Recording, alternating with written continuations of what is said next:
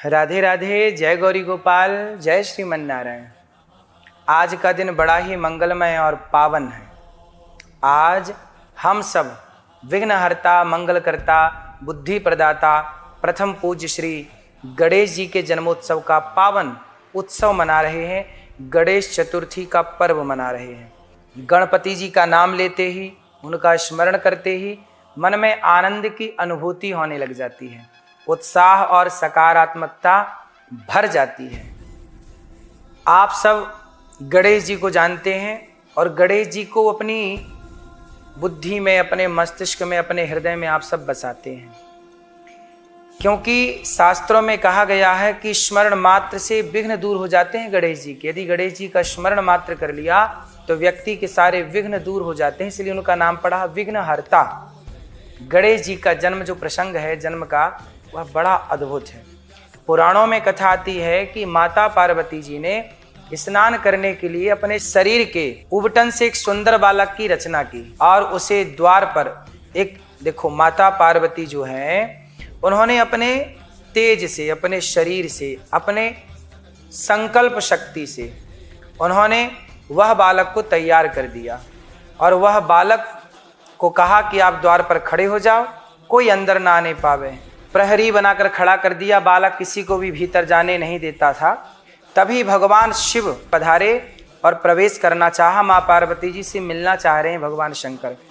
उस बालक ने रोक दिया जो माँ पार्वती ने प्रकट किया था।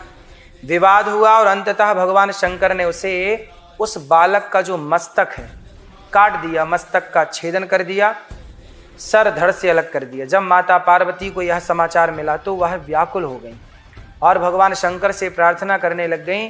तब भगवान ने गजमुख बालक का मस्तक लगाकर पुनः गणेश जी को पुनर्जीवित कर दिया और कहा कि आज से तुम सबसे पहले पूजे जाओगे, तब तुम विघ्नों का हरण करने वाले और मंगल कार्य का आरंभ करने वाले देवता बनोगे।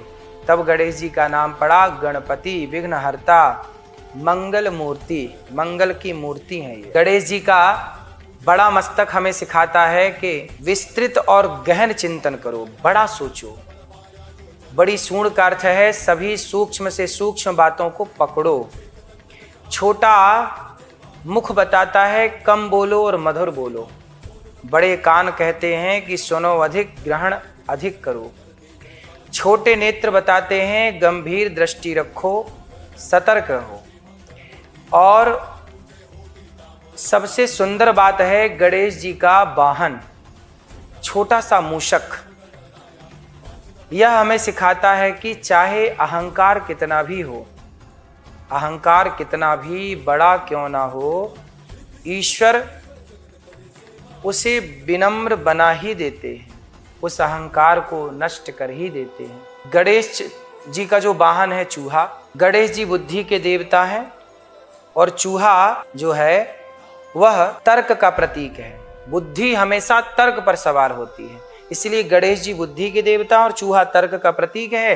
तो गणेश जी अर्थात बुद्धि, चूहा अर्थात तर्क पर। बुद्धि हमेशा तर्क पर सवार होती है, इसलिए बुद्धिमान तर्क करने वाला होता है, इसलिए गणेश जी चूहे पर विराजे हैं। गणेश चतुर्थी का महत्व है, इस दिन गणपति जी की प्रतिमा स्थापित कर 10 दिनों तक पूजन, आरती और भजन करना चाहिए। भगवान गणेश जी का, भगवान का ध्यान करना चाहिए। गणेश जी की पहली पूजा क्यों होती है? एक बार भगवान शंकर ने, माता पार्वती ने कहा, हे कार्तिकेय जी और हे गणेश जी, जाओ पूरी पृथ्वी की परिक्रमा करके आओ। तो कार्तिकेय जी परिक्रमा करने चले गए और भगवान गणेश जी चूहे पर कैसे आगे जाएं? तो गणेश जी ने अपने माता पिता मतलब पार्वती और भगवान शिव की परिक्रमा कर ली और बैठ गए। जब कार्तिकेय जी आए तो उन्होंने कहा, हमने तो पृथ्वी की परिक्रमा कर ली, अब बताइए सबसे बड़ा बुद्धिमान कौन? तो भगवान शंकर बोले कि गणेश जी सबसे बड़े बुद्धिमान हैं। क्यों?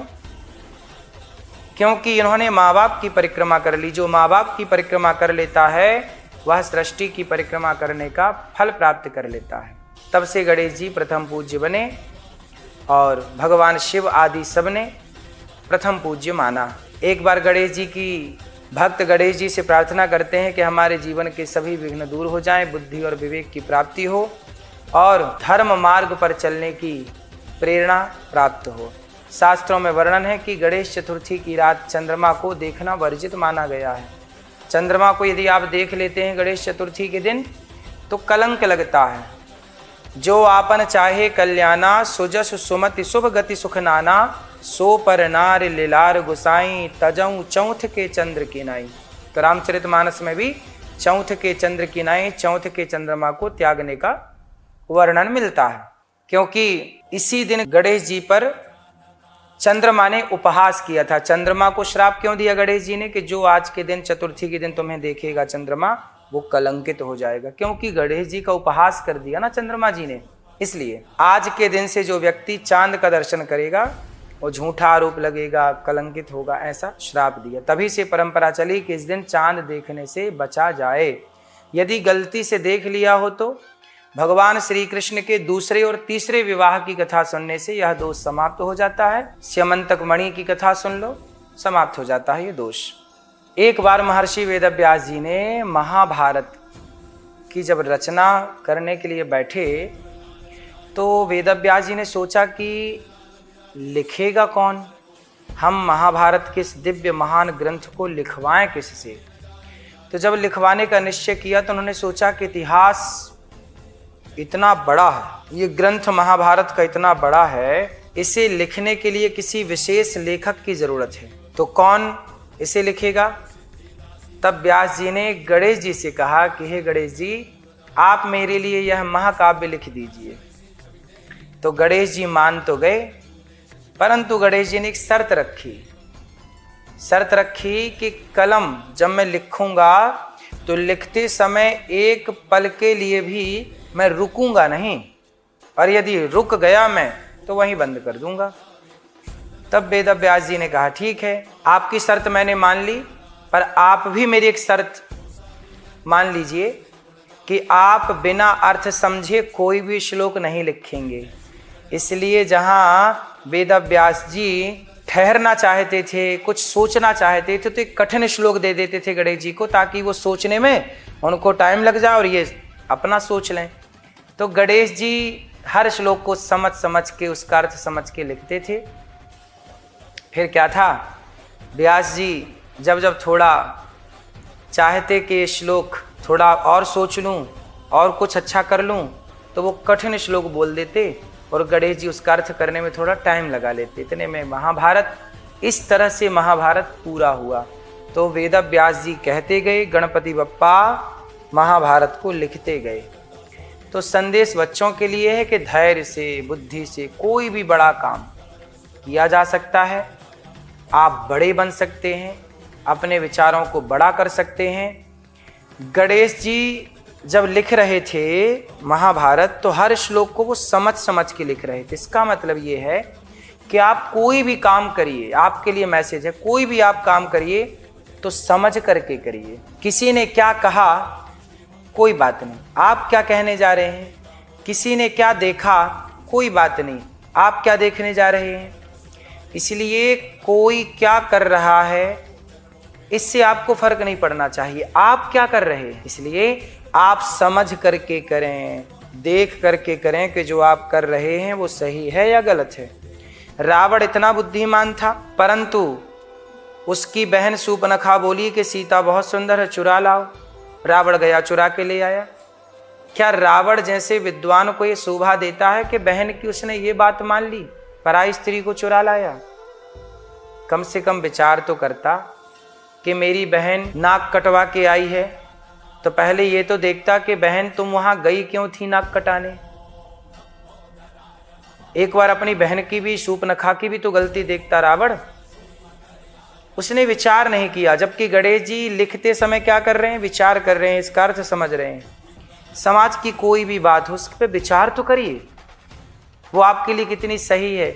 अब जैसे आपके दोस्तों ने कह दिया कि यार शराब पी लेते हैं, चलो एक बार विचार तो करिए कि शराब पीने से कितनों का भला हुआ, तुम्हारा क्या भला होगा। इसलिए कोई भी काम बिना विचारे जो करें सो पाछे पछताएं, काम बिगाड़ें आपनो जग में होत हंसाएं। इसलिए कोई भी कार्य करिए विचार करके करिए, बिना विचारे कोई भी कार्य मत करिए, उलझन बड़ी होगी।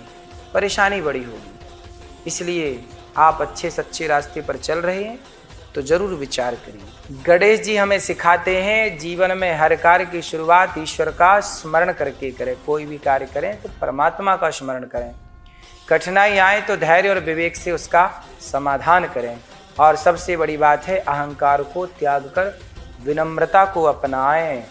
तो आइए इस पावन पर्व पर हम सब मिलकर के प्रार्थना करें कि हे गणपति बप्पा, हमारे जीवन से सभी विघ्न दूर करो, सद्बुद्धि दो और समाज में धर्म सेवा व प्रेम की ज्योति जलाए रखो।